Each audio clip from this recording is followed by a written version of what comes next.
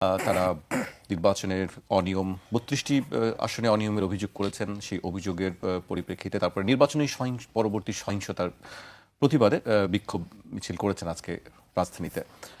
আমি সেই বিষয়ে আলোচনা যাবার আগে রাশেদ খানের কাছে একটি বিষয়ে উল্লেখ করতে চাই।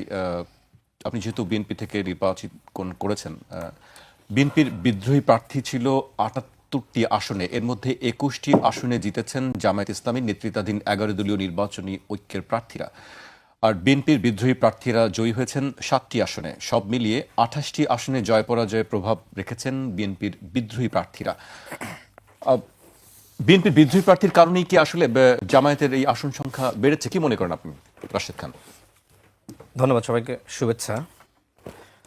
দেখেন, গণঅভ্যুত্থানের পরে বেশ কিছু জায়গায় বিএনপি নেতৃবৃন্দ তারা উচ্ছৃঙ্খল আচরণ করেছে। তারা কারা?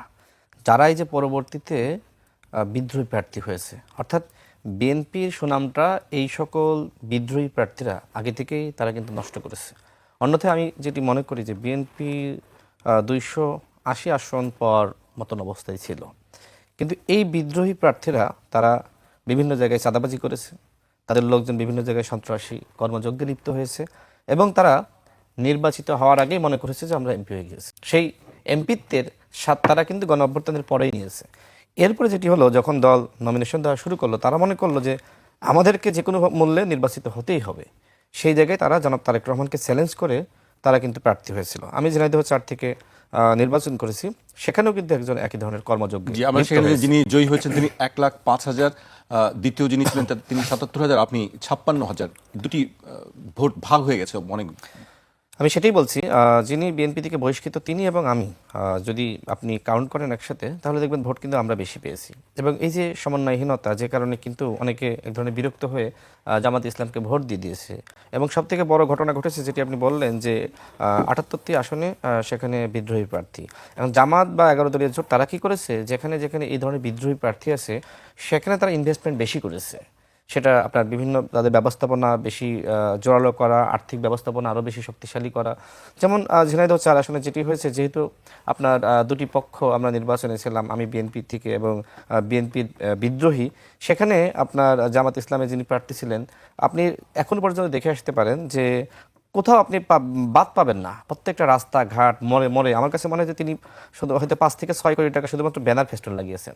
এবং ওই জান্নাতের টিকিটের কথা বলে না, তো অনেকে তো বলে, তো আমার কাছে মনে হয়েছে যে বাড়ি বাড়ি জান্নাতের টিকিটের নামে তারা অনেক বাড়িতে মহিলাদের কাছে বিশেষ করে জান্নাতের টিকিটের নামে মানে কাঁচা টাকা দিয়ে আসছে বা নোট দিয়ে আসছে। এ ধরনের ঘটনা ঘটেছে। অথচ তিনি যে পরিমাণ অর্থ তিনি আসলে খরচ করার কথা ছিল, হয়তো ২৫ থেকে আপনার ৩০ লাখ টাকা বা সর্বোচ্চ ৫০ লাখ টাকা, কথার কথা, কিন্তু তিনি আপনার মানে আমার কাছে মনে হয় যে প্রায় ৫০ কোটি টাকা সেখানে ব্যয় করা হয়েছে। আপনি এলাকায় গিয়ে খোঁজ দিয়ে দেখেন, মানে শহরে মরে মরে। সেই অভিযোগগুলো কি করেছেন আপনাদের পক্ষ থেকে? এই অভিযোগগুলো আমি কোথায় করব? এই অভিযোগগুলো করা যায় নির্বাচন কমিশনের কাছে? এমনকি দেখেন, নির্বাচনের আগের দিন রাতে, লঙ্ঘন হচ্ছে। নির্বাচনের আগের দিন রাতে যেটি হয়েছে যে প্রত্যেকটা সেন্টারে জামাত ইসলামের ফেস্টুন মানে সর্বত্র লাগিয়ে দিয়েছে। মানে এমন একটা অবস্থা হয়েছে যে এই কেন্দ্র জামাতময়, জামাত ছাড়া আর কোনো কারোর আসলে ওই ফেস্টুন বা আপনার ব্যানার লাগানোর জায়গা রাখা হয়নি। আপনারটাও ছিল না? তার আগে গিয়ে সব দখল করে ফেলিয়েছে। মানে ওই যে যে জায়গাগুলোতে আসলে বিদ্রোহী প্রার্থী ছিল সেখানে জামাত এই ধরনের মনোযোগটা বেশি দিয়েছে, অর্থ বেশি খরচ করেছে। এবং ওই যে জান্নাতের টিকিটের কথা যেটি বলা হয় না, তো জান্নাতের টিকিটের নামে আমাদের গ্রামগঞ্জের মহিলারা তো আসলে অতটা সচেতন না। তাদেরকে যদি আপনি ১,০০০ টাকা দিয়ে আসেন রাতের অন্ধকারে গিয়ে, বা আপনি ওয়েলফেয়ার মেকানিজম যেটা বলে না, ওই নামে যদি মানুষকে বলেন যে এই নাও তুমি তো কষ্টে আছো ২,০০০ টাকা রাখো, এই ধরনের ঘটনা কিন্তু ঘটেছে। ফ্যামিলি কার্ড ঠিক মতো দিয়ে ফ্যামিলি কার্ডের ব্যাপারটা তো একটা দলের কমিটমেন্ট, কৃষক কার্ড ঠিকমতো দেন নাই না, সেটা সরকারি ভাবে গিয়ে, যেমন উপবৃত্তি দেওয়া হয়েছে না এটাকে, আপনার যারা নারী শিক্ষার্থী বা আমরা অনেকে তো বিশ্ববিদ্যালয় থেকে আমরা বৃত্তি পেয়েছি, সেটা একটা ব্যাপার, ব্যবস্থাপনা, সেটা ঘোষণা দিয়ে। কিন্তু আপনি তো আসলে ঘোষণা না দিয়ে অবৈধভাবে